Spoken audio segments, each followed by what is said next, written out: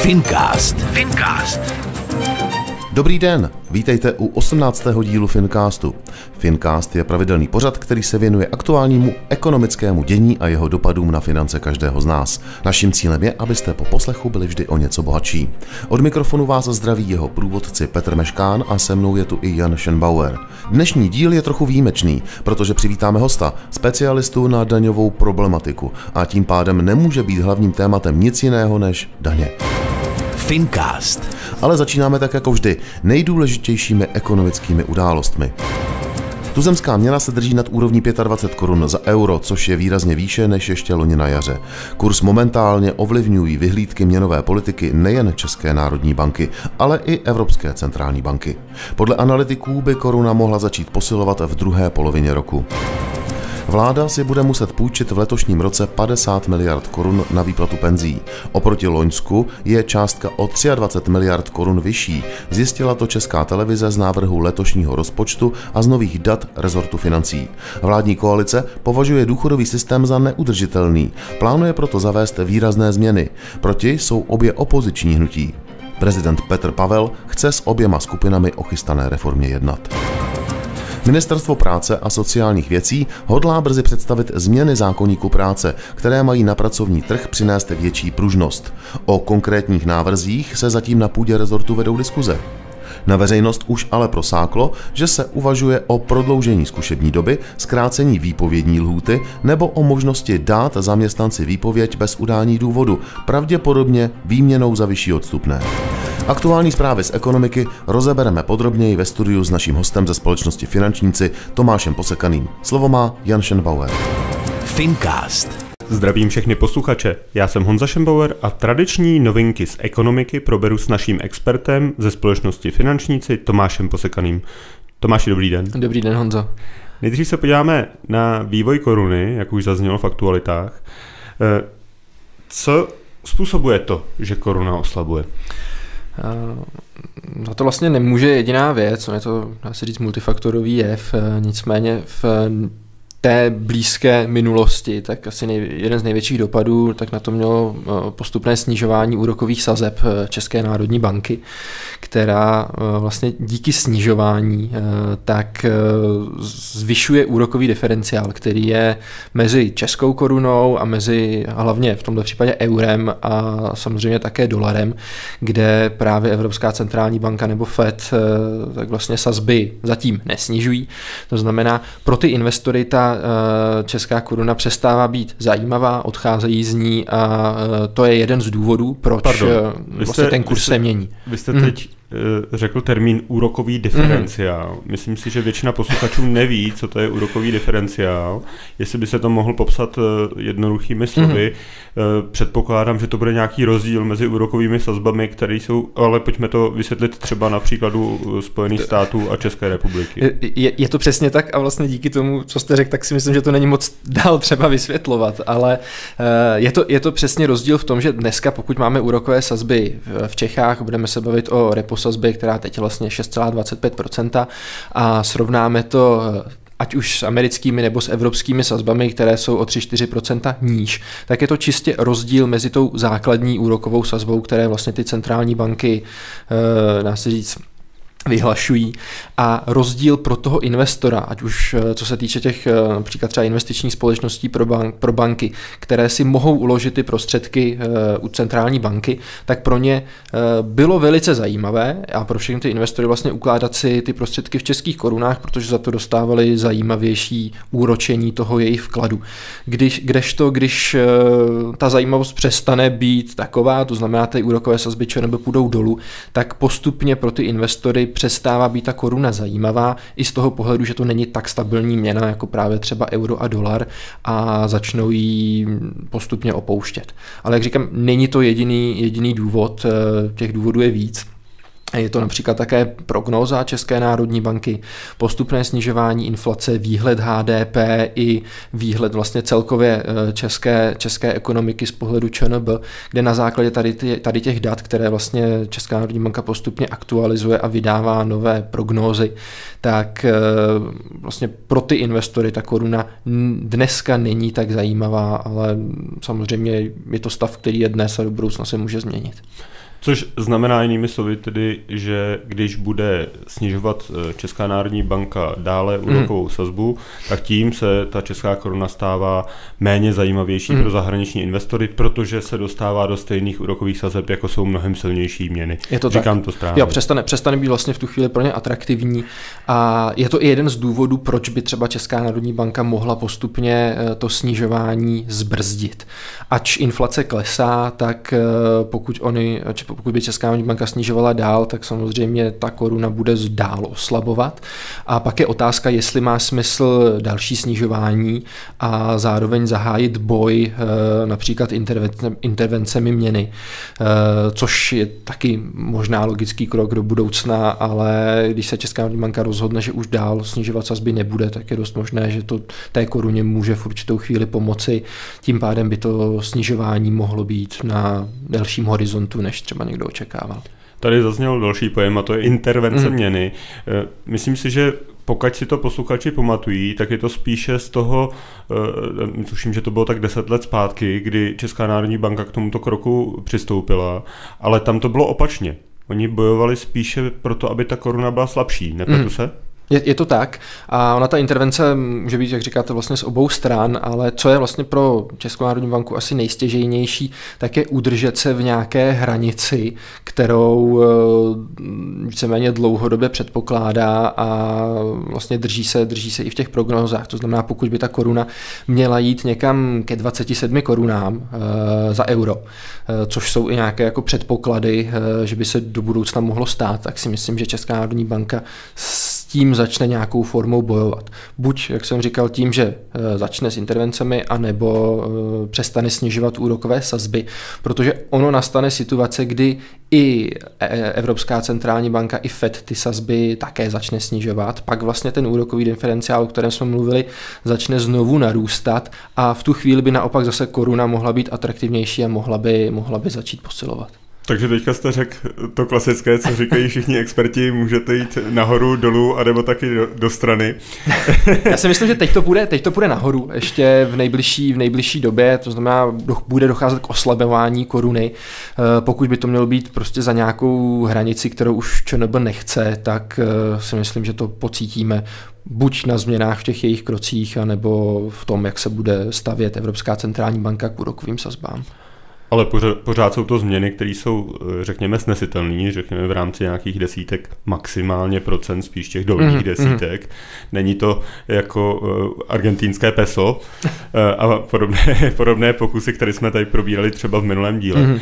Pojďme k tomu v té druhé polovině roku. Většina expertů předpokládá spíš posílení a teďka mně jde o to, spíš než, abyste mi říkal, je možné, že ta koruna zase zpět posílí, vy už jste to i říkal, že to je možné z toho a z toho důvodu, ale pro tu ekonomiku, když Česká národní banka intervenovala za slabší korunu, tak říkala, že to je vhodné pro naše exportéry.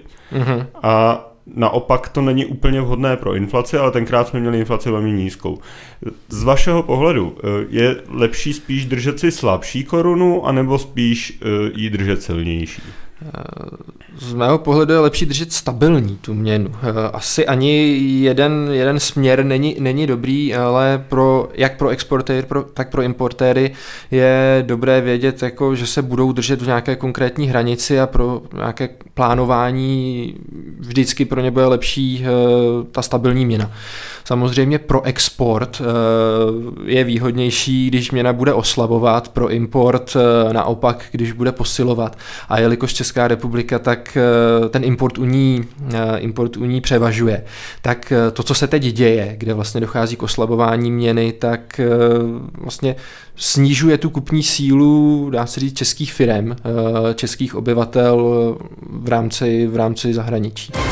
Fincast. Tak to jsme probrali korunu, ale teďka se vrhneme na další téma, a to jsou penze, které jsme tady probírali už z mnoho stran. Ale teď jde o situaci, kdy ten důchodový účet je ve značném mínusu. Jak moc vážná je ta sekera toho důchodového účtu? Já si myslím, že je velice vážná a vlastně jakákoliv ztráta v tom důchodovém účtu nebo jakýkoliv záporný výsledek toho ročního hospodaření v důchodovém systému tak je špatně. Ale dneska jsme vlastně v situaci, jako kde moc nikdo neví, co s tím a ty kroky, o kterých se tady 20 let mluví, tak pořád nenastávají. A za letošní rok, nebo za loňský rok, za rok 2023, tak ten důchodový účet byl 72 miliard v mínusu a byl to vlastně nejhorší výsledek vlastně za dobu fungování České republiky. A na letošek se plánuje, že ten propad bude taky výrazný. A jenom teď, když si vezmu lednová čísla, tak už jsme 8 miliard v mínusu. Ono se to nedá vzít jako jednoduše vynásobit 12 za ten rok, ale pokud by to tak bylo, tak vlastně by ten schodek byl ještě výraznější.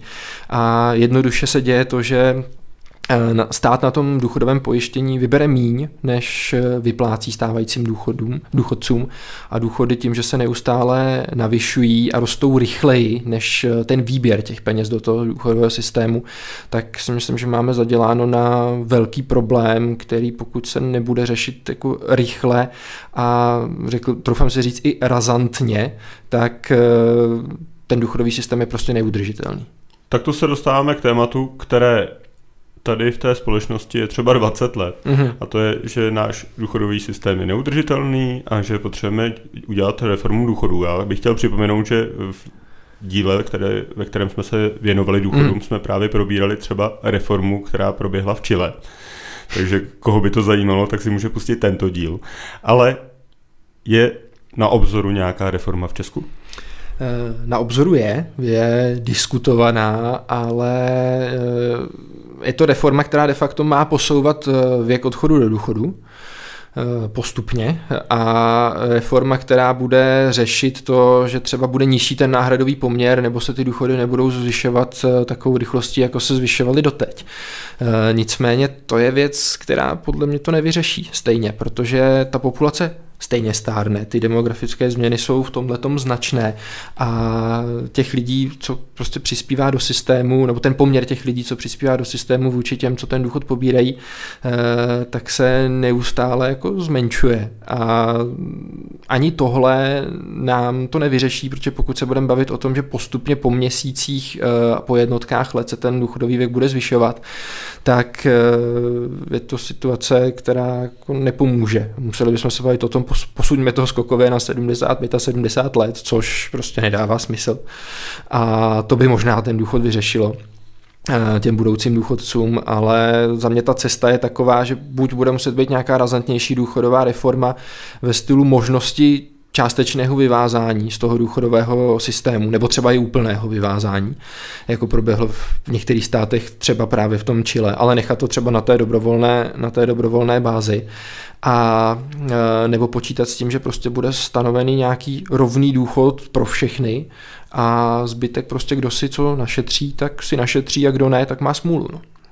A dá se říct, že tohle je průchozí politicky? Není. Protože vždycky je ten problém že ať už pravicová vláda, můžeme tomu říkat pravicová vláda, není to jako v Argentíně, ale je to pravicová vláda, tak ta přijde s nějakým návrhem a když prostě se nedomluví, tak stejně to je návrh, protože už tady nějaké šance nebo nějaké snahy o to důchodová reforma v podstatě tady už započala. Ona už v historii i byla, pak právě, jak o tom mluvíte, levicí byla zase zrušená. To bylo právě to částečné vyvázání, které za mě bylo super. Mohlo být možná ještě trochu razantnější, ale i tak to mohlo stávajícím důchodcům pomoci budoucím důchodcům pomoci a ten stávající systém trošku ozdravit. Nicméně vydrželo to prostě do dalších voleb, kde sociální demokracie si postavila kampaň do voleb na tom, že zruší důchodovou reformu a udělala to. A tohle, pokud se tady bude dít, tak ta situace prostě jako neřešitelná. Stejně tak jako v historii jednorázové navyšování důchodů to bylo něco, co ten důchodový systém neskutečně zatížilo.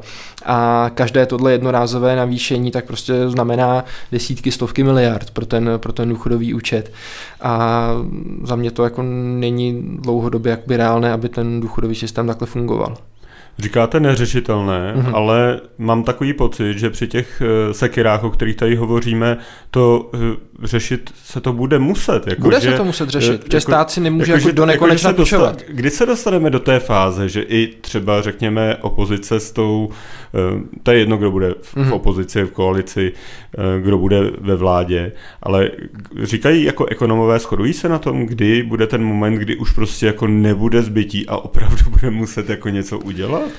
Protože teďka ten narůstající schodek tomu nasvědčuje, že to nastane.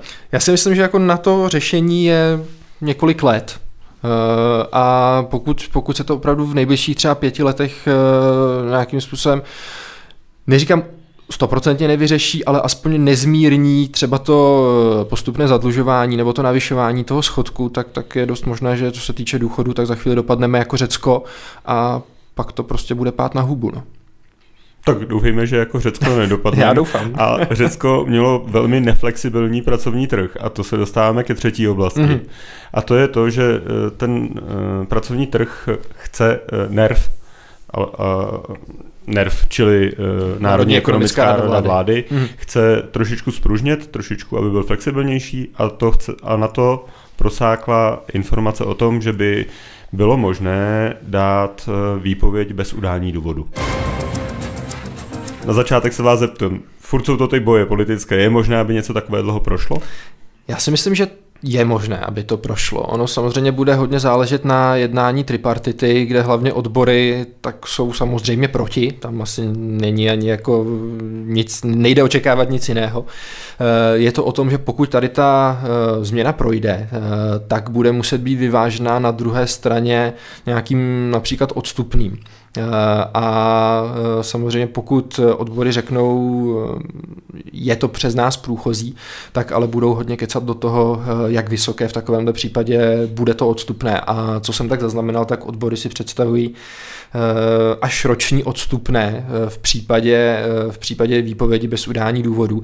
Zatímco vláda uvažuje o maximálně 6měsíčním, což samozřejmě je velký rozdíl a pak záleží, jestli pro ty firmy, které by v vozovkách se chtěly nějakého zaměstnance touto formou zbavit, tak jestli vůbec pro ně ekonomicky by to ještě bylo zajímavé, ale furt je to situace jako pro ně řešitelná, že některých lidí oni se úplně jako jednoduše zbavit nemohou, pokud nedojde k nějakému jako výraznějšímu porušení pracovní kázně. No, mně se zdá už těch 6 měsíců dost hraničních, takže jestli ten návrh odborů vlastně nepovede k tomu, že ta výpověď bez udání důvodů bude naprosto neúčinná, protože nikdo nezaplatí roční plat, to radši si najde těch důvodů X, proč toho člověka, ano. Aby to nevedlo k tomu, co je třeba ve státní správě, že někoho šikanujeme kvůli tomu, aby jsme ho mohli vyhodit. To jsem chtěl říct, a vlastně že proto je to celé jako nesmysl. Já chci říct, že přesně možná to dojde do toho důvodu, že než s člověkem jako nebo než mu dát výpověď bez udání důvodu a bez šance dát výpověď na hodinu právě pro to porušení nějakých předpisů, tak bude docházet možná k nějakému šikanóznímu chování, kde nakonec ten zaměstnanec radši třeba bude píše výpověď dohodou a prostě odejde a nebo tu výpověď podá sám a přesně tak a ve výsledku to může být proti zaměstnancům. Kdežto na druhou stranu, když by to prošlo v nějakých jako rozumných mezích, tak aby to vyhovovalo i těm zaměstnavatelům, tak to může pomoct tomu trhu práce trošku ten trh zflexibilnit a vlastně snížit vlastně ty problémy zaměstnavatelů, kteří opravdu některých jako zaměstnanců se nejsou moc schopni jednoduše zbavit. To je právě to téma, na které chci navázat a to je, jak my jsme tady prošli poměrně vysokou inflací, ale ta inflace a ten vlastně pozastavený nebo ten hospodářský růst nebo hospodářský pokles, kterým to bylo doprovázeno, tak to většinou doprovází zvýšená nezaměstnanost. Ale my jsme si tímhle s tím neprošli. A tím pádem ta společnost de facto nepadla jakoby na to dno, že to nikoho moc nebolelo, protože tady nebyly fronty na úřadech práce. A teďka, čím je to tak specifický ten český pracovní trh, že nás vlastně nezasáhne ani při zvýšené inflaci, ani když se podíváme do Německa, tak stejně ty zakázky nechodí, ale stejně se nepropouští a stejně se nezvyšuje nezaměstnanost. Proč to tak je? To přece není jenom tím, že máme, řeknu, zákonník takový, jako měli v Řecku nebo ve Španělsku. Já si myslím, že tím to přesně není a není to asi ani tím, že by jako lidi s láskou pracovali v některých těch pozicích. Nicméně ty firmy nechtějí propouštět.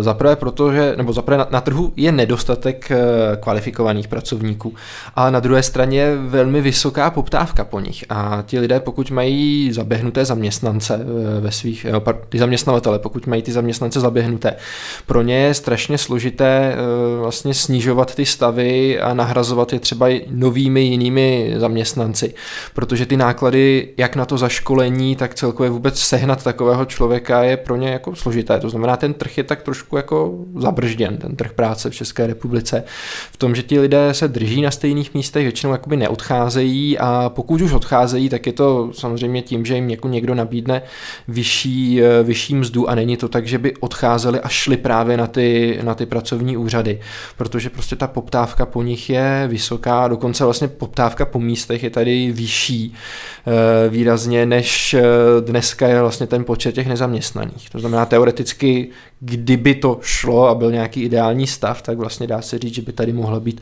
nulová nezaměstnanost, protože těch pracovních míst je dostatek. To, o čem mluvíte, mi přijde jako v podstatě zamrzlý pracovní trh, ale zamrzlý v dobrém bodě. Na rozdíl od toho Španělska a Řecka, které měly třeba 20% nezaměstnanost. Hodně se hovoří o tom, jestli snížit ty požadavky, které máme na zahraniční pracovníky. Myslíte si, že to je cesta správným směrem? Já si myslím, že je, protože se tady bavíme o nějakém jako výkonu třeba celkové ekonomiky a sem přišlo do České republiky za posledních let několik stovek tisíc, dá se říct, nových pracovníků na trh práce, ale reálně jako na vývoji ekonomiky to není vidět. My vlastně česká ekonomika stagnuje, přestože tady vznikají nová pracovní místa, tak my se nikam neposouváme a právě díky tomu zamrzlému trhu tak se i snižuje konkurenceschopnost vlastně českých firem vůči zahraničí, kde ten trh funguje flexibilněji. Říká Tomáš Posekaný. Tomáši, já vám moc krát děkuji za rozhovor. Já také děkuji. Posloucháte Fincast. Podcast s experty ze společnosti Finančníci. Pro dobrou radu jděte na www.finančníci.com. A teď už hlavní téma našeho podcastu a tím jsou dnes daně. Na ty jsme si pozvali experta na daňovou problematiku, daňového poradce Daniela Vladyku. Dobrý den, díky, že jste přijal pozvání. Dobrý den, děkuji za pozvání. Nás hodně poslouchají živnostníci a majitelé firem a třeba majitelé menších SROček. Jaké je to s tou optimalizací, když třeba skloubíte živnost a menší SRO? Co se týče de facto toho rozdílu, tak je určitě nutno podotknout, že živnost a SROčko o jedné osobě je už vlastně z právního pohledu jako rozdílná osoba.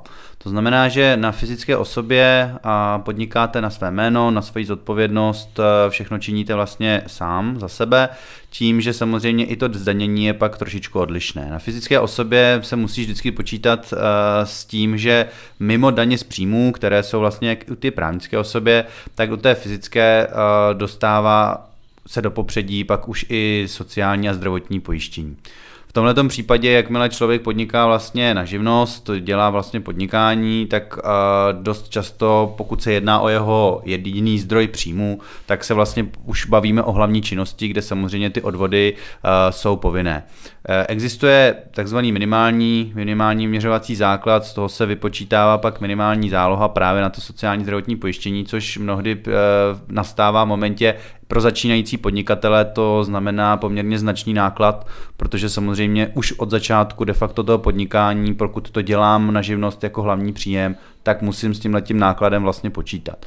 Ta výhoda toho živnostníka je určitě v tom, že jakmile se rozhodne pro to podnikání, tak zahájení té činnosti je opravdu jednoduché, živnost si zřídí opravdu každý a ty daně v tomhletom případě jsou určitě benevolentnější pro menší živnostníky, začínající živnostníky, protože pokud se tady bavíme o většině živnostníků, kteří podnikají na živnost volnou, tak mohou využít dvou velice zajímavých institutů, které ta právnická osoba vůbec využít nemůže. Prvním z nich je takzvaná paušální daň, která byla tady zavedena 2 roky zpátky. Jedná se vlastně o institut, kdy se přihlásíte do tohoto mechanismu a měsíčně platíte pevně danou částku. To znamená, nehledě na to, jestli vyděláte 500 000 nebo 700 000 korun za rok, tak můžete platit jednotnou měsíční částku. A touto částkou vlastně splníte nejenom vaši daňovou povinnost, ale zároveň i sociální a zdravotní pojištění. A největší výhodou tady tohoto systému je vlastně ten, že vy na konci roku už nepodáváte daňové přiznání. Takže vlastně na rozdíl od té právnické osoby, tak vy vlastně jednou platbou, opravdu to je jenom jedna platba na účet finančního úřadu, protože ten už to rozesílá pak ostatním institucím, jako je pojišťovna a sociální zabezpečení, tak vy vlastně splníte veškeré odvodové povinnosti a na konci roku už nemusíte podávat ani daňové přiznání. Takže tohle je určitě pro ty začínající podnikatele. Tam ty podmínky, ty jsou především postavený na to, ty nejzákladnější je to, že to nesmíte kombinovat se zaměstnáním, to znamená, to podnikání musí být opravdu vaše hlavní činnost. Nesmíte být plátce DPH, to znamená, že tady to jasně odkazuje na to, že to míří opravdu na ty malé podnikatele do 2 milionů obratu ročně a pak tom jsou 3 pásma. Ty 3 pásma pak rozlišují výše té měsíční částky, kterou vlastně vy odvádíte do toho systému a ty pravidla, které tam jsou, tak přesně kopírují ty hranice těch příjmů, které jsou pro vás důležité. Druhý mechanismus, který může být pro ty podnikatele taky zajímavý, je už normálně klasická forma podávání daňového přiznání, ale uplatňování paušálních výdajů. V tomhle případě ty paušální výdaje je opravdu rarita, a má to maximálně Rakousko a už i ostatní státy téměř takovýhle druh výdajů de facto neznají, takže v České republice jsme v tomhletom poměrně unikátní. A je to vlastně styl způsobu výpočtu těch nákladů, kdy z roční výše těch příjmů, pokud má ten podnikatel, tak se vypočte procentní částka těch výdajů. Funguje to tak, že... To je podle oborů. Podle oborů, přesně tak. Je to vlastně zase navázaná živnost buď řemeslná, volná, potom tom jsou volné povolání, jako jsou třeba právníci, auditoři nebo daňoví poradci, anebo pak pokud máte nemovitosti, ze kterých máte pronájem právě v podnikání, tak to je vlastně ta 4. oblast. A máte vlastně procentuální výši těch nákladů z těch příjmů, je to ohraničeno vlastně absolutní částkou, kdy vy můžete počítat maximálně z 2 milionů korun, to znamená, že pokud má podnikatel více jak 2 miliony korun, tak i kdyby ten procentuální částka vycházela víc, tak on si víc jak vlastně tu procentuální část 2 milionů nemůže uplatnit. Takže tohle to je zase krásně ukázáno, že to opravdu spíš míří na ty začínající podnikatele, kteří nemají vlastně ty příjmy a ještě de facto nemusí být ty plátci DPH podle toho nového systému, samozřejmě podle toho starého, kdy byl ještě povinnost registrovat se do milionu, tak to samozřejmě těch podnikatelů tady taky takových ještě je podstatně více.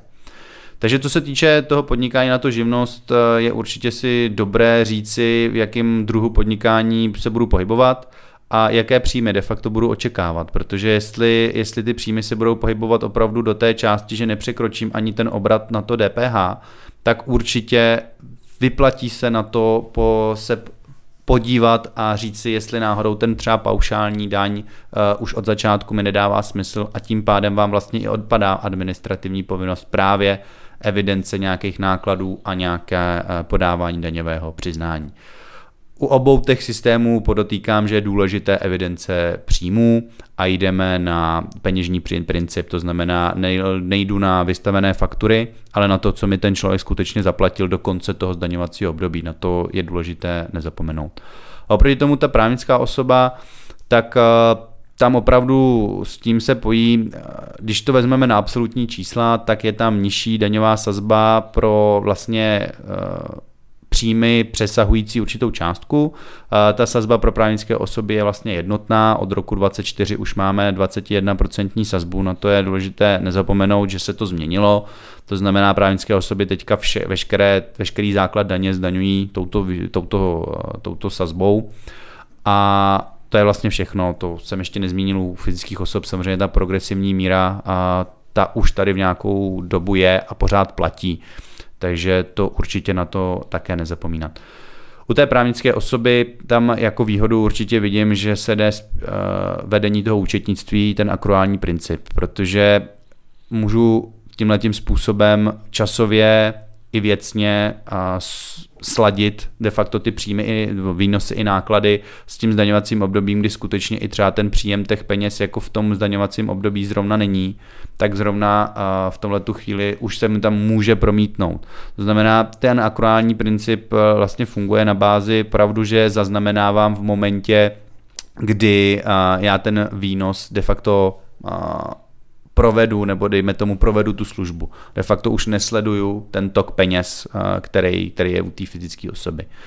A určitě výhodou té právnické osoby je pak samozřejmě nějaká i reputační část, protože samozřejmě i uzavírání určitých vztahů je s tou právnickou osobou mnohem jednodušší a zároveň pak, jak jsem říkal, ta absolutní čísla, když máte už vyšší příjmy, vyšší výnosy, vyšší základy daně, tak ta absolutní srovnání s tou fyzickou osobou, ta míra zdanění je nižší. Musím říct, že tohle to byl poměrně široký vhled do této problematiky. A chci se zeptat, dá se obecně stanovit, nebo když za váma přijde klient a řekne, mám tyhle a tyhle příjmy, tak vy mu řeknete, hele, to bude nejlepší, když pojedeš na běžný paušál z hlediska výdejů, nebo paušál z hlediska toho, jak jste se o tom bavil, což znamená nějaká jedna částka bez toho podávat daňový přiznání, a nebo mu řeknete, hele, tak tohle to už je, tady už si možná založ SROčko. Dá se to takhle, řeknu, obecně pojmout, že třeba u některých oborů do nějaké částky je výhodnější tohle, nebo je to prostě čistě individuální? V daních platí opravdu, že vždycky závisí na tom daném případu. Nicméně, jak jsem zmínil, pro ty menší podnikatele, především v oboru podnikání, řemeslných činností a živností de facto s tímto oprávněním, tak je určitě výhodnější ze začátku podnikat jako fyzická osoba. A to je dané především tím, že je tam vysoké procento těch paušálních výdajů. Za prvé a za druhé vlastně i ten paušální daň, ten mechanismus, tak oni jsou velice benevolentní, protože pro tyhle ty typy podnikatelů tam vlastně platí, že pokud máte de facto příjem do 2 milionů korun, tak vy jste pořád v tom prvním pásmu. Aha. To znamená, že tam je opravdu veliká míra benevolence k těmto poplatníkům, protože za prvý mají i vysoké paušální výdaje, zároveň i to pásmo vlastně pro tu paušální daň. Dá se teda stanovit, od kdy je třeba to SROčko vhodné? Myslím tím, když máte na 2 miliony. Je to prostě ideální případ? Do 2 milionů o tom uvažujte, ale na 2 miliony určitě? Opět záleží zase na individuálním přístupu, individuálním biznesu. Každopádně u těchto typů třeba poplatníků tak je určitě dobré nad ty 2 miliony o to uvažovat, protože jakmile překročíte 2 miliony, tak automaticky z toho paušálního systému, té paušální daně, automaticky vyplujete, protože se stanete plátcem DPH. Nicméně ty paušální výdaje stále můžete aplikovat, to znamená, pokud se to spočteme, tak vlastně 80% z 2 milionů, tak je pořád nějakých 1,6 milionů korun ve výdajů a to může být pořád zajímavý, i když ten poplatník má třeba příjmy okolo 3 milionů korun za rok.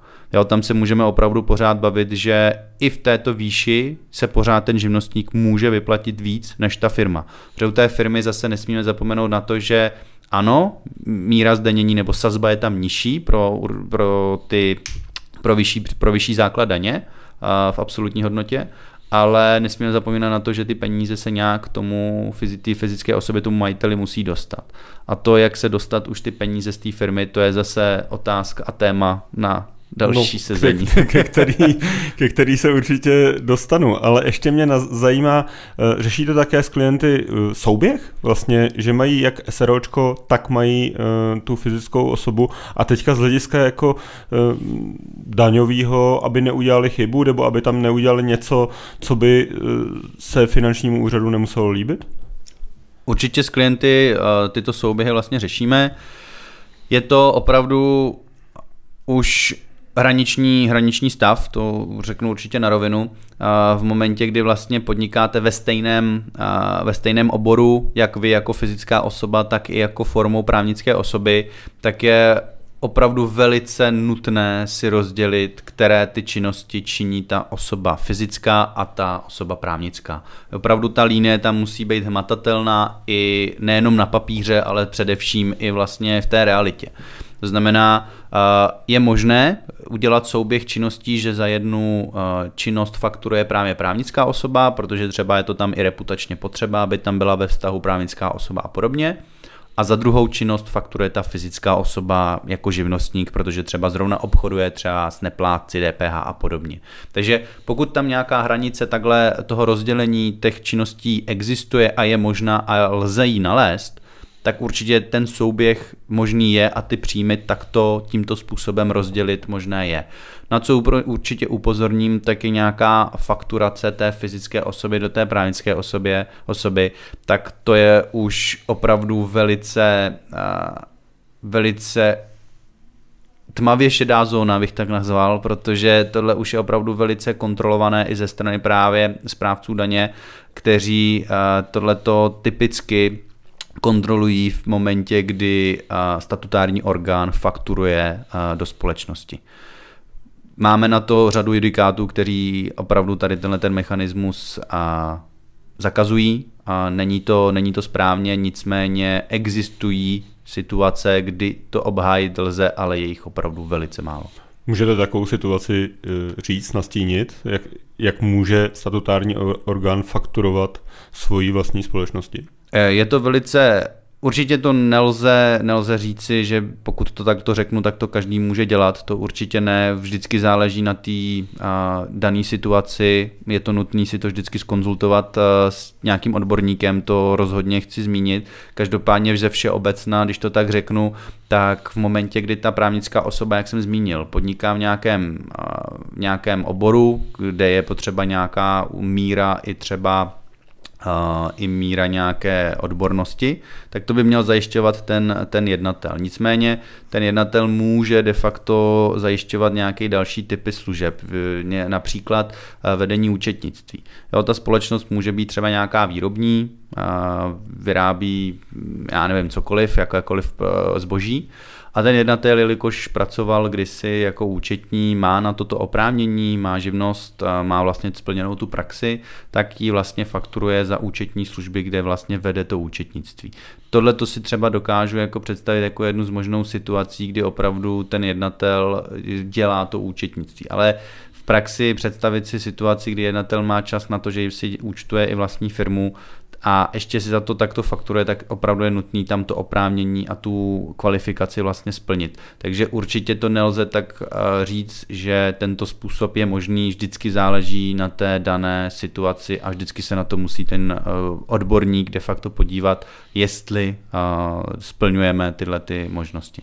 Takže mě napadlo, že vy byste vlastně mohl fakturovat svému SROčku daňové poradenství, protože to je velmi podobný příklad. To bych nemohl, protože přesně to je v momentě, kdy bych podnikal s právnickou osobou v tom oboru, tak vlastně ta právnická osoba musí mít oprávnění na daňové poradenství. A já to daňové poradenství jako jednatel ji musím v tomto případě propůjčit a už nemůžu jí fakturovat za tu činnost té právnické osobě jako jednatel, že já jí poskytuju daňové poradenství. Takže to je přesně o to, o čem mluvím, být hodně opatrný a jakmile o téhle situaci budu uvažovat, tak určitě zvednout telefon, někomu zavolat. Poslouchám, že je to složitější, než jsem si myslel, a teďka se dostaneme k tomu, co jste naťukl už, a to je to, jak se dostat ke svým penězům v uvozovkách, že mám svoje SROčko, kde třeba mám buď pár zaměstnanců nebo žádné, ale pracuji pro něj reálně také.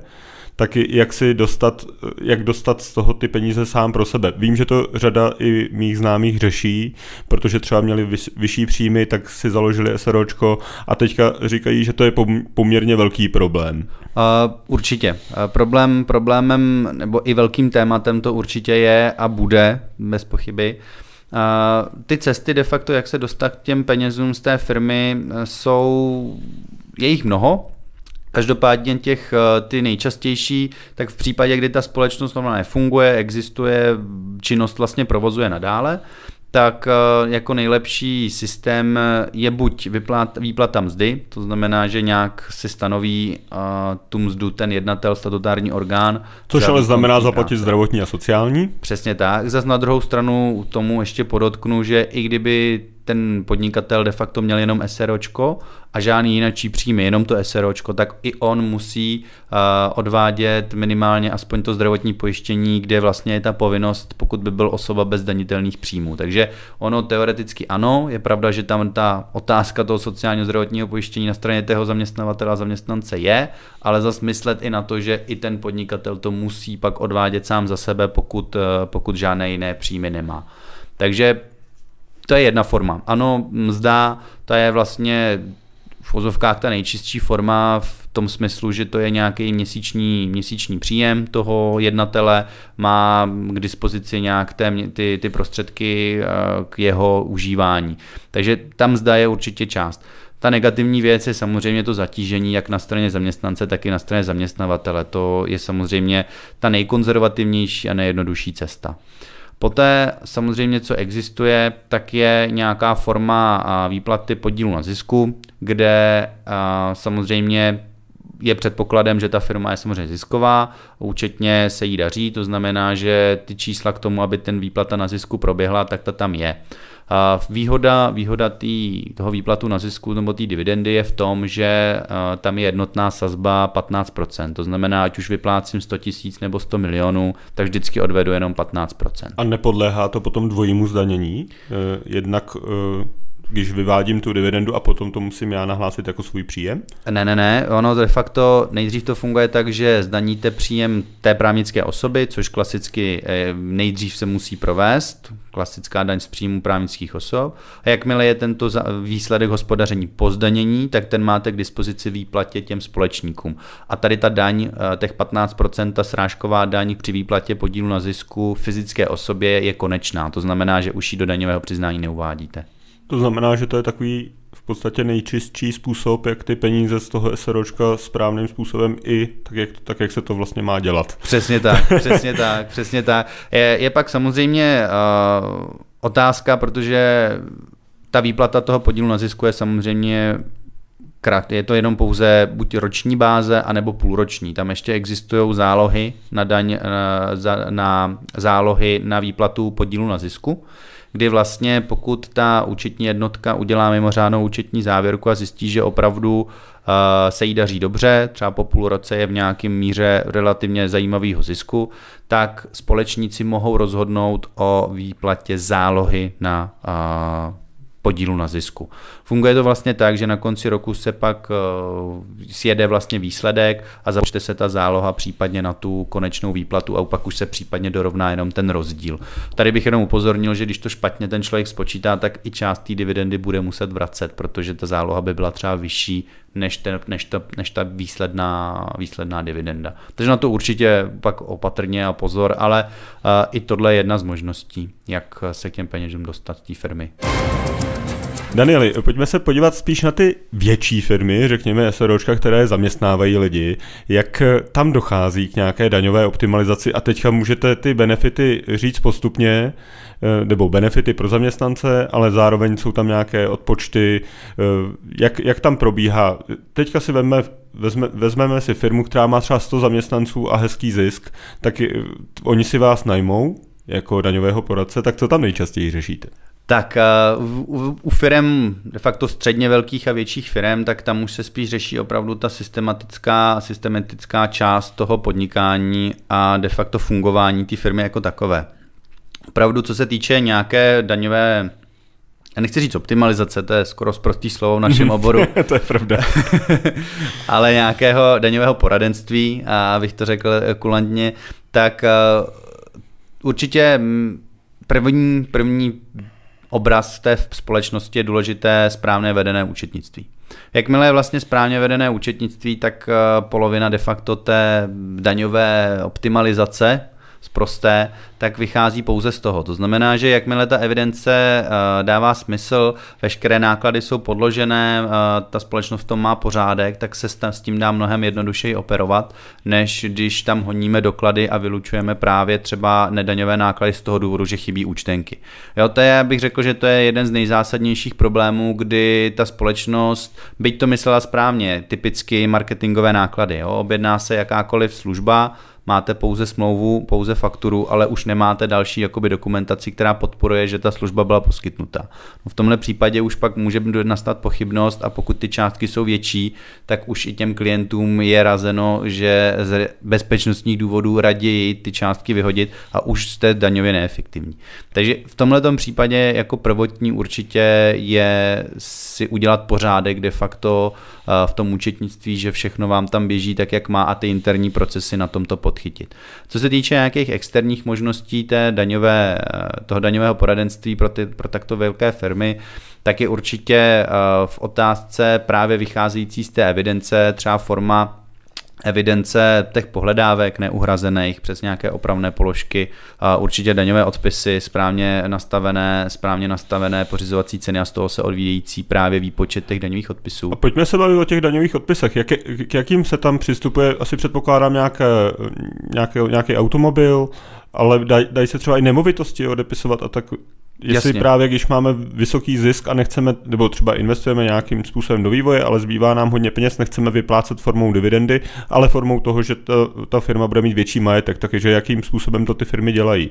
Mm-hmm. V tomhle případě, jakmile ta společnost nemovitostí má majetku, nepronajímá, ale má majetku, tak samozřejmě ty odpisy, tak ty tam jsou vždycky a samozřejmě daňově se nemovitost taky dá samozřejmě odepisovat. U těch daňových odpisů je důležitý si říct opravdu na začátku a určit si, jakým způsobem je chci odpisovat. Existují dva způsoby, dva hlavní, je lineární a zrychlený. A ten zrychlený de facto i název vlastně říká, že já ho sice neodepíšu dřív, ale vyšší částku těch daňových odpisů dostanu do daňových nákladů dříve, než kdybych odepisoval vlastně lineárně. To znamená, v případě, kdy já mám cyklické podnikání a vím, že v tuhle tu chvíli, kdy jsem založil, nebo kdy jsem pořídil ten majetek, budu očekávat vyšší zisk, tak určité zrychlené odepisování je mnohem výhodnější než to lineární a už můžu v tímhletím způsobem, legálním způsobem snižovat ten základ daně. Cyklické podnikání to myslíte tím, že je v některém období třeba několika let ziskovější a potom třeba několik let, třeba mě napadá jako developeři nebo ty, co staví nemovitosti, tak ty jsou typicky cyklickým odvětvím. Přesně tak. Ale není to sezónní. Jenom aby jsme si to ujasnili, že to není, když máte práci, která je jako, že provozujete lyžařský středisko, tak tam asi ty zrychlené odpočty neuplatníte. Tak. Přesně tak, jak říkáte, myslel jsem ty cyklické, opravdu už ekonomické cykly a ne ta sezónní část v tom daném roce. Je to opravdu, že ty odpisy jsou roční, takže tam nedává smysl na nějaké takhle ty sezónní části, ale opravdu ty cyklický průběh té ekonomiky. Ptají se vás vaši klienti také na to, jaké můžou poskytnout benefity svým zaměstnancům pro to, aby mohli, tak nehezky řečeno, daňově optimalizovat? Ano, určitě. Oblast benefitů především v poslední době byla velice hodně diskutována, řešena a stále řešená je a bude, protože ta úprava, kterou teď v zákoně máme, tak nám změnila vlastně ten systém.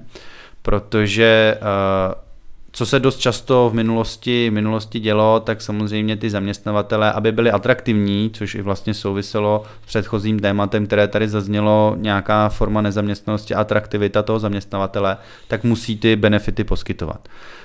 Forma těch benefitů, větší část byla v minulosti řešená tak, že pokud byl poskytován nepeněžně, ty podmínky, které v tom zákoně byly k tomu zmíněny, tak a byly splněny, tak u toho zaměstnance se prostě osvobozovali. To znamená, že ten zaměstnavatel nemusel vést nějakou evidenci toho, jaký zaměstnanec to čerpal, v jaký výši, kolik to vlastně činilo, u něho to stačilo vlastně dát do nedaňových nákladů a u toho zaměstnance už neřešit, pro něj to byl prostě osvobozený příjem.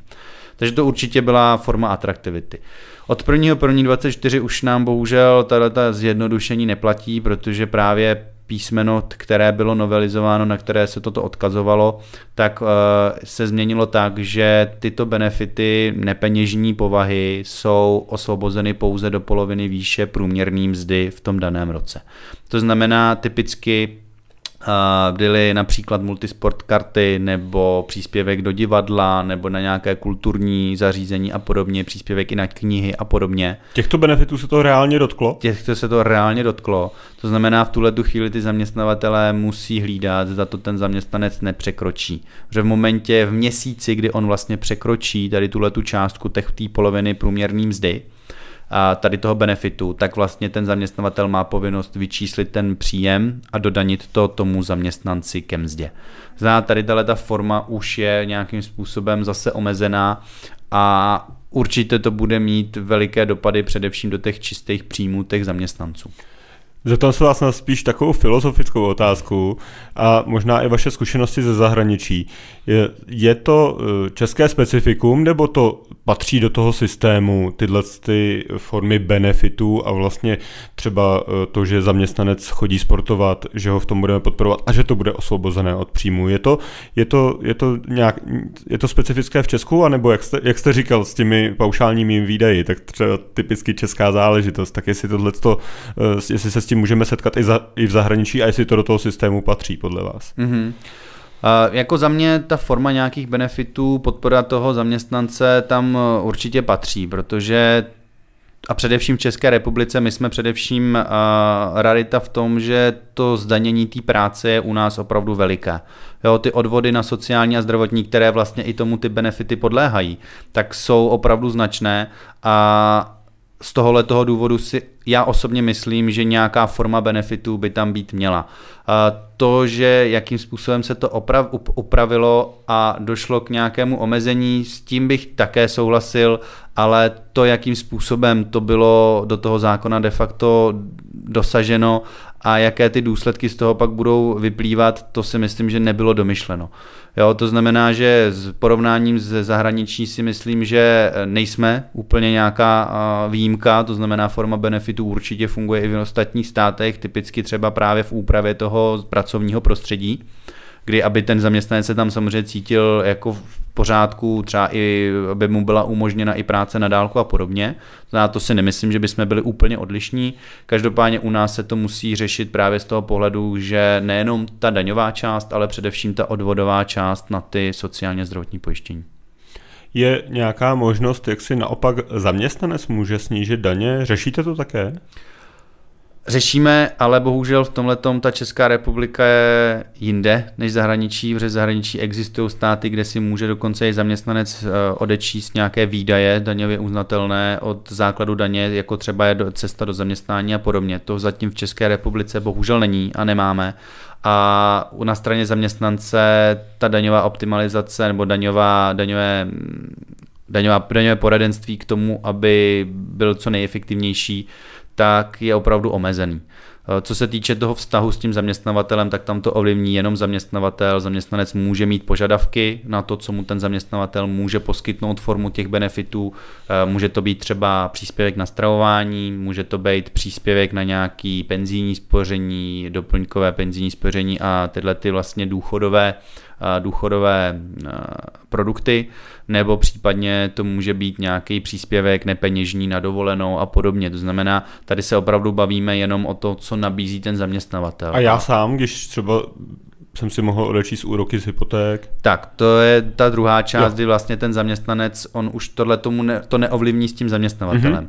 Ale zaměstnanec jako sám má samozřejmě možnost, to, co jste zmínil, úroky z úvěru, to je zase ale podmínky, kdy vlastně vy ten úvěr musíte pořídit právě pro ten důvod, že jste si pořídil bydlení k k vlastní bytové potřebě. To znamená, že jakmile jste pořídil byt, aby tam bydlel někdo jiný, teta a podobně, tak to už samozřejmě jako nelze, ale pouze ten byt pro to vlastní bydlení. Pak tady jsou i nějaké způsoby darů, to znamená, pokud zaměstnanec daruje nějakou finanční částku, tady upozorním, že hledí se na to, že je potřeba splnit minimální výši toho daru, aby měl minimálně jako 1000 korun. To znamená nějaké ty dary ve formě třeba 100 koruny, tak se to pak musí jakoby nasčítat, ale ve finále ten jeden hodnota toho daru musí mít minimální hodnotu, to znamená na to taky pozor, že dost často si to ty lidi ani neuvědomí, chtějí to dát pak případně do daní, sice protože udělali dobrý skutek, to je samozřejmě zcela v pořádku a mělo by to tak být, ale už nedomyslí tu částku, že prostě posílají to v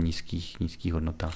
A ještě nějaké další produkty se dají odečíst ze základu daně z příjmu, myslím tím, jestli historicky určitě bylo životní pojištění, jestli to stále trvá a myslím si, že penzijní spoření tam bylo také? Ano, to je vlastně od toho roku 2024 jednou z novinek, kdy vlastně v minulosti platilo, že jste si mohl odečíst právě to penzijní nebo doplňkové spoření sám, když jste si platil těch 24 000 korun a vedle toho jste si mohl ještě odečíst životní pojištění, pokud jste taky platil zase vlastní hranici 24 000 korun maximálně. Od roku 2024, to znamená první to pocítí poplatníci až v roce 2025, kdy si budou podávat daňové přiznání za rok 2024. Do zákona byl vlastně doplněn dlouhodobý investiční produkt, který doplňuje tady tyhle možnosti spoření na stáří a v zákoně vlastně byly dány naroveň a už tam vlastně platí jednotný limit 48 000 korun. To znamená, že vlastně pokud se poplatník rozhodne veškerou tuto částku využít právě na tento nový DIP nebo na penzijní spoření, doplňkové penzijní spoření, tak od roku 2024 má možnost si odečíst až 48 000 korun. Takže to je určitě tato forma, jak legálně ten zaměstnanec může regulovat výši toho základu daně. Ještě zmíním, u těch darů se samozřejmě berou i třeba darování krve bezplatně. Jakmile ten zaměstnanec něco takového udělá, tak samozřejmě si to pak do toho daňového přiznání může promítnout.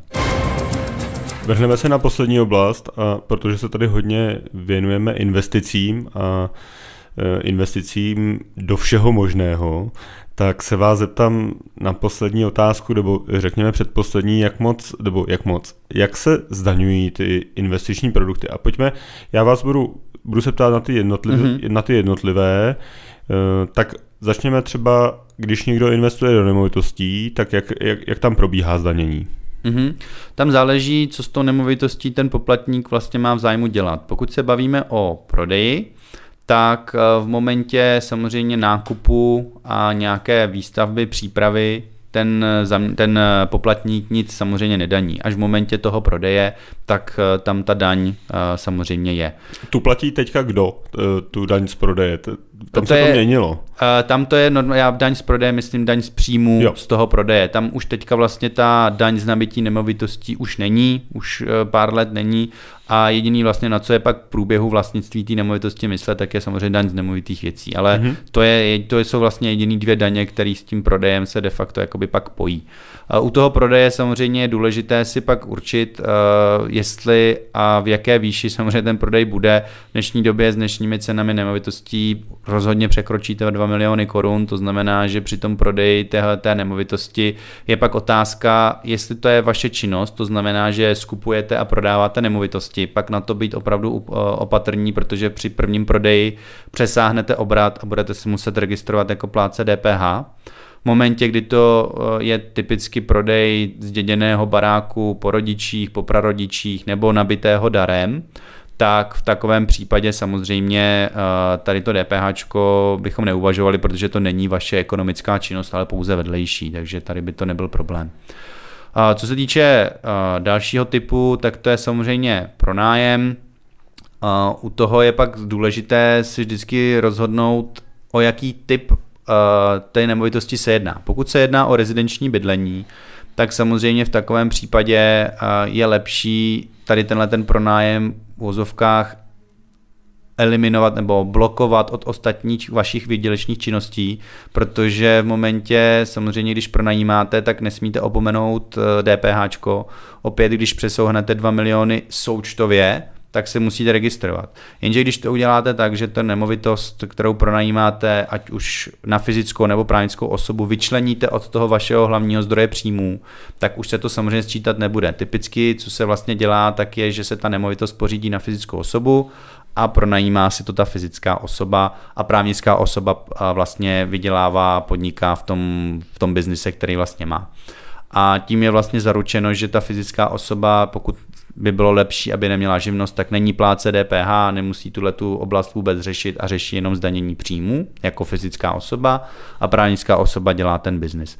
Ale existují samozřejmě případy, je jich dost, kdy vlastně příklad třeba developerů, kteří nakoupí nebo postaví rezidenční byty a nevědí, jestli ho chtějí prodávat nebo pronajímat. To znamená, v tomhle případě se dost často stává, to třeba i u těch větších firm bývá jako forma takové daňové efektivity, že se založí další společnost a de facto ty nemovitosti na pronájem se vyčlení do těch společností, kde to pak jakoby jede si vlastním životem zase od toho odtrhnutého, od toho biznisu, toho prodejů těch bytů.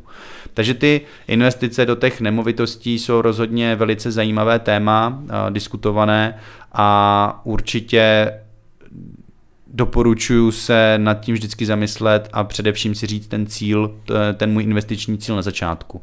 Jestli chci jít do prodeje, tak určitě a dělám nějakou výstavbu, tak zvážit, jestli se plátcovství DPH nevyplatí už na začátku, abych si zbytečně zdražoval ty vstupy, ty výstavby. Ale pokud jedu zase, že chci pronajímat, tak je otázka, jestli si to můžu koupit jako na fyzickou osobu, mám na to třeba ty prostředky, anebo jestli to musím kupovat na právnickou osobu. Pojďme k běžné investici, což jsou podílové fondy. Tam to zdanění je asi poměrně jednoduché. Tam je to jednoduché, je to vlastně cenný papír, to znamená, že v momentě samozřejmě překročení té lhuty, kterou tady máme na fyzických osobách 3 roky, tak samozřejmě potom po prodeji po těch 3 letech, tak je tento příjem vlastně osvobozen. U těch cenných papírů také platí, že v momentě samozřejmě pokud obchoduji a mám ten obrat větší jak 100 000, tak samozřejmě taky musím uvádět ten příjem. Ale u těch podílových listů tam je to opravdu jednoduché. V momentě prostě, kdy nakoupím, tak v momentě, kdy držím víc jak 3 roky, tak mám osvobozeno. A když obchoduji akcie a teďka dám příklad, nakoupil jsem jeden ETF fond a držím ho díl jak 3 roky, tak je to stejné jako podílový fond? Ano, pokud je vlastně ten podíl představován nějakým cenným papírem. Kdybych držel akcie ČEZu 3 roky, tak také jsem osvobozen od té daně. Přesně a tak. Když budu obchodovat pravidelně, to asi je jedno, jestli na základě měsíční báze nebo jednou za 3 měsíce, tak tam už je ten nákup prodej asi se řeší. Tak. Tam už se řeší, vlastně ještě tam je forma osvobození, pokud ten obrat de facto nepřekročí 100 000 korun. Jakmile samozřejmě se bavíme o obratu, to znamená, že pokud nakoupím za 80, prodám za 110, tak byť ten zisk je pouze 30 000, tak ale já už jsem překročil obrat 100 000 korun. To znamená... V tom případě předpokládám, že 99% investorů překročí 100 000 korun. Tak. V momentě samozřejmě, když už obchodujeme, ani to nemusí být nějak vyšší částky, ale už třeba pravidelněji, tak ty obraty se tam prostě za ten rok nasčítají. To je logické. Takže v tomhle případě je to klasicky v daňovém přiznání. K tomu upozorním pouze na to, aby i posluchači nezapomínali, že samozřejmě s tím nákupem určitě nějaké výdaje v podobě třeba poplatků nebo nějakých takových i poradenčních jako výdajů mít budou, tak aby neopomínali nějakým způsobem i toto do té pořizovací ceny toho cenného papíru vlastně zahrnout. Jo, neříkám určitě, pokud platíte měsíčně nějaký paušál nějakého poradenství, je nutné si spočítat, k jakým všem příjmům se to vztahuje. Nicméně pokud třeba typicky u brokerů máte poplatky vlastně za provedení té transakce, no tak to je typický náklad, který můžete zahrnout do toho daňového přiznání. A když ty dané akcie držím a mám celé portfolio v podstatě nakoupené, tak v tu chvilku já přece nevím, jaký je můj zisk, nebo v tu chvilku já daním nebo nedaním, nebo to daním až ve chvíli toho prodeje. Tak, v České republice vlastně daníme až realizované zisky. To znamená nerealizovaný zisk, to znamená nárůst té hodnoty té akcie nás v tomto případě vůbec nezajímá. To fyzická osoba vlastně neúčtuje, právě ona jde na ten peněžní princip, kdy bude danit až v momentě inkasa těch peněz. Což znamená, že kdybych vydělal bych 1 000 000 korun na akcích a 29. prosince bych ten vydělaný 1 000 000 zpět zainvestoval do jiných akcí, tak to potom nedaním, protože z mého pohledu já nevím, jestli ten můj výnos bude na konci stejný. Tak, to už je samozřejmě ale jiná situace. V momentě, kdy vy vlastně nakoupíte třeba v lednu a v listopadu prodáte, ale v prosinci znovu zainvestujete, tak samozřejmě ten prodej, který jste realizoval v rozmezí leden až listopad, tak ten musíte do toho daňového přiznání uvést. Tady tohleto opakované investování bohužel v České republice pořád také ještě neznáme. A předpokládám, že s tím mi i pomůže nějaký můj broker, který asi bude mít nějaký výpis.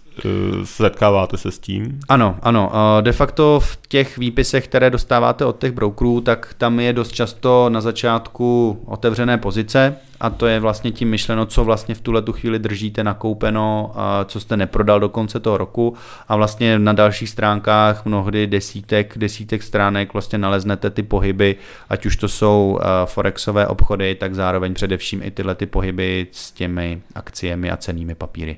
To jsme probrali akcie a ty nejčastější instrumenty investičního trhu.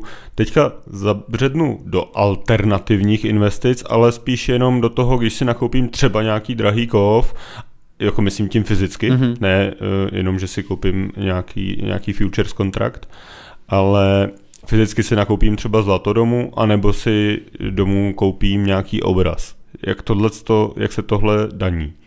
Tak, v momentě vlastně fyzického nákupu těchto komodit je důležité zmínit opravdu, podtrhnout, musí to být opravdu fyzický nákup. To znamená, že vy to zlatou cihlu, obraz opravdu musíte mít a v takovém případě vlastně ten prodej je potom osvobozen.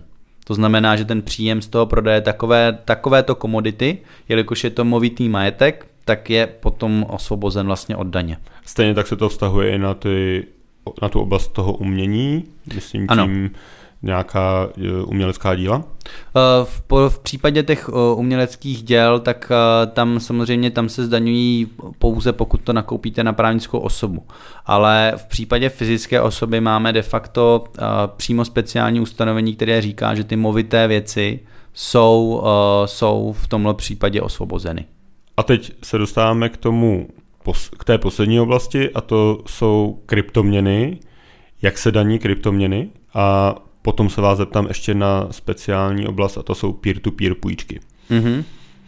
Tak u kryptoměn tam závisí především na to, jakým způsobem.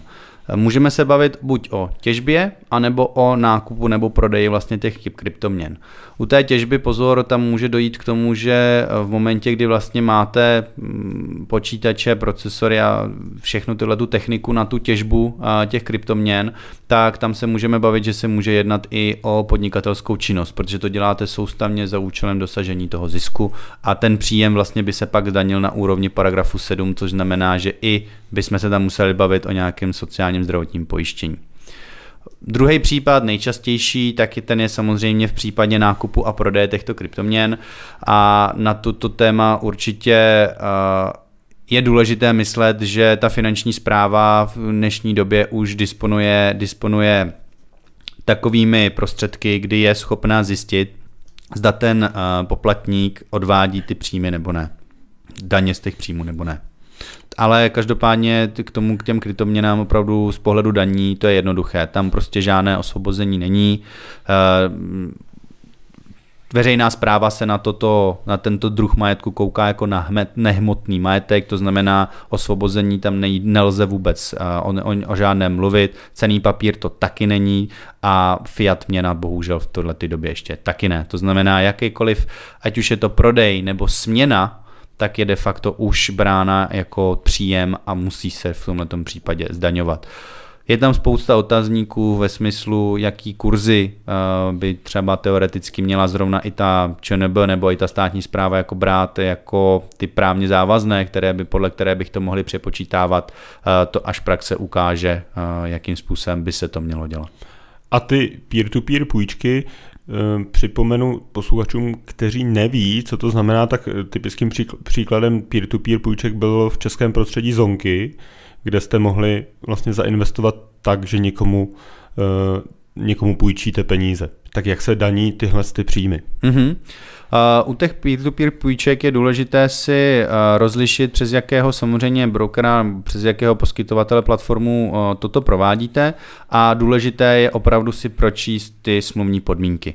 V případě, kdy vlastně participujete, něco příkladu, co i nabízelo právě zmíněné Zonky, tak se jedná de facto o investici v podobě, bych to přirovnal, dluhopisů ke splacení. To znamená, že vlastně vy investujete částku, ale ať už je to průběžná splatnost nebo automaticky konečná splatnost na konci, tak vy vlastně daníte pak jenom ten rozdíl mezi těmi příjmy a výdaji. Ale už je to zase podle paragrafu 10 a můžete si uplatnit de facto ten výdaj v podobě zainvestované částky.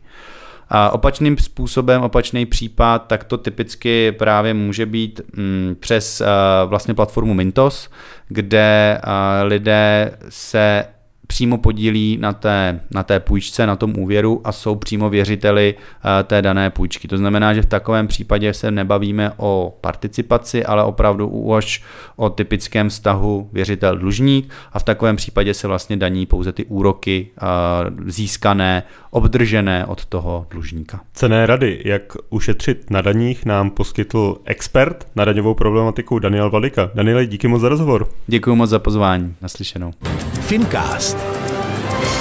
V poslední části Fincastu se budeme krátce věnovat nejčastějším dotazům našich posluchačů, klientů a sympatizantů. A protože jsou hlavním tématem daně a máme tady experta na tuto problematiku, tak jsme vybrali dotazy především na toto téma. První tedy ale jde, předpokládám, na Tomáše. Ptá se Sonja: plánuji nákup bytu, mám si zažádat o úvěr už teď nebo až když nemovitost najdu?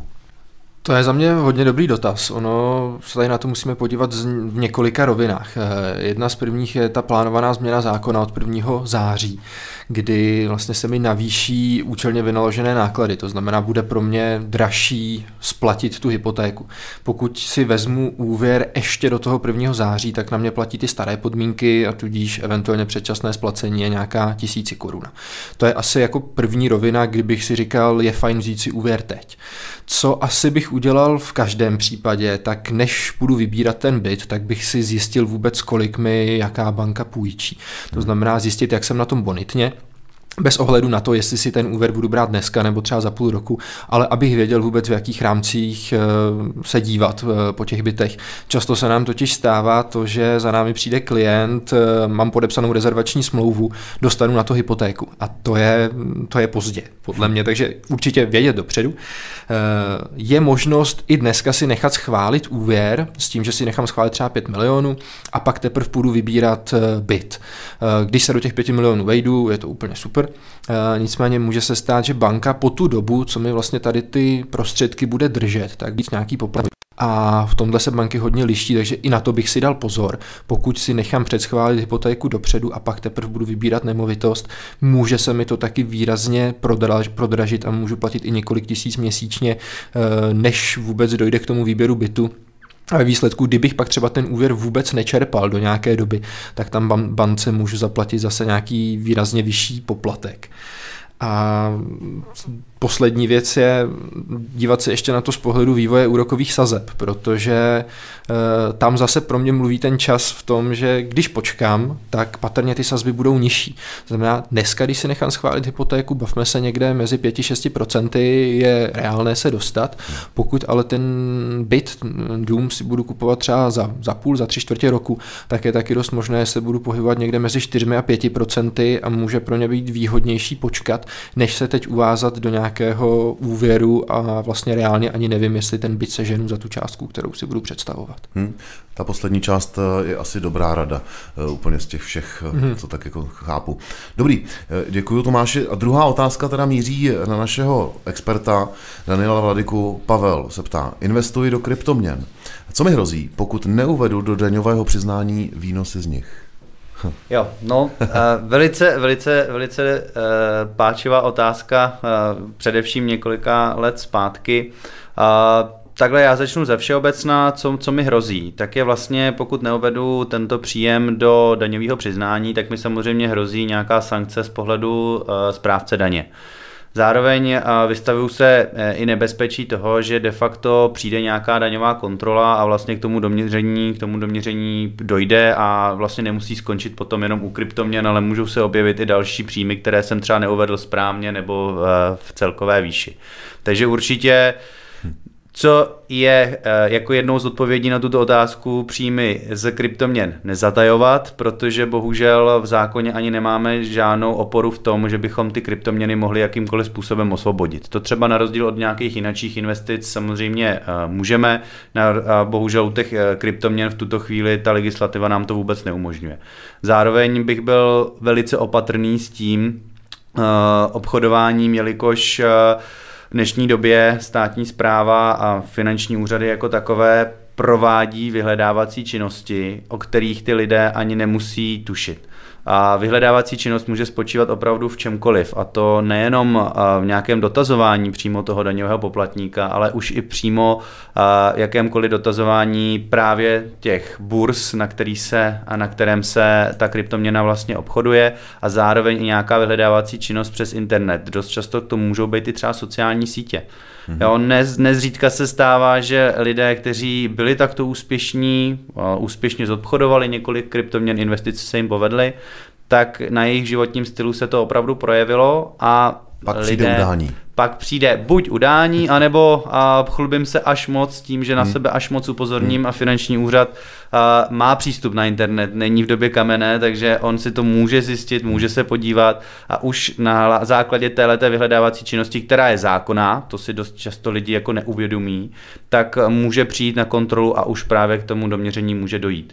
To je jedna věc a druhá věc je pak samozřejmě problém, jakmile obchoduju ty kryptoměny, tak samozřejmě většinou už to dostávám v nějaké měně, kterou samozřejmě můžu obchodovat, to znamená i ty bankovní instituce mají povinnost určitého hlášení určitých transakcí nejenom vlastně finančním úřadům, takže já bych řekl, že ta cesta toho, jak tyto příjmy zatajit, je opravdu úzká. Nedoporučuju to, protože sankce z daní je vysoká a zároveň dost často si lidi myslí, že je pouze 3letá promlčecí lhůta, kdy mi vlastně může ten finanční úřad tu daň doměřit. To je sice pravda, finanční úřad na vás může maximálně 3 roky zpětně, pokud jste neregenerovali daňovou ztrátu, ale tady v tomhletom měřítku bych upozornil, že v těch kryptoměnách se pohybujeme opravdu mnohdy v milionových částkách a na dani to činí opravdu desítky až vyšší 100 000 korun. Tak tady upozorním na 10letou promlčecí lhůtu, protože už jsme v oblasti trestního řízení a v oblasti krácení daně. Takže co se týče investic z kryptoměn, nedoporučuji zatajovat, určitě se obraťte na nějakého odborníka a celou tady tuhletu oblast si s ním vyřešte, protože nestojí to za ty nervy potom. Ještě mě napadla jedna doplňující otázka, vy jste to tady trochu zmínil, sociální sítě, podnikání na sociálních sítích a podnikání třeba na YouTube. YouTubeři, influenceři a jejich zisky z toho, co si vydělají tím, že spolupracují s firmami a tak dále, nebo z toho, co jim třeba posílají ty platformy, jako YouTube a tak dále, pokud mají hodně sledování, tak to jsou taky příjmy. Jak je to s tím u nich? Taky musí, že jo? Přiznávat. Ano, přesně jak říkáte, vlastně jakýkoliv příjem a právě typicky z podnikání, což samozřejmě tady tohleto online propagování, online marketing, bych to k tomu přirovnal, tak samozřejmě to propagace je. I ta tvorba, když už to nemusí být nutně nějaký promotér, ale nějaká tvorba nějakého obsahu, typicky právě influenceři, youtubeři, tak přesně oni podléhají vlastně tady tomuhletomu zdanění a samozřejmě to pak je taky jeden z případů, kdy lidé, neřekl bych přímo úmyslně, mají opravdu spoustu práce s jinými věcmi, pozapomínají na tu část daní, které nás neopustí a budou tady stále. To znamená, ano, je na to potřeba myslet a i tyto příjmy z takového toho druhu podnikání je nutné do toho daňového přiznání uvádět a nějakým způsobem to nezametávat jenom pod koberec. Děkuji za odpovědi. To byl Daniel Vladyka, naším hostem byl tradičně taky Tomáš Posekaný. Pánové, já vám moc krát děkuji za rozhovor, cenné rady a za měsíc u nových témat ve Fincastu naslyšenou. Také děkuji, naslyšenou. Děkuji za pozvání, naslyšenou. Naše posluchače zdravíme a doufáme, že náš pořad přispěl k tomu, že budete zase o něco bohatší. Fincast. Upozornění. Nejedná se o investiční rady. V případě zájmu o poradenství nás hledejte na finančníci.com. Fincast.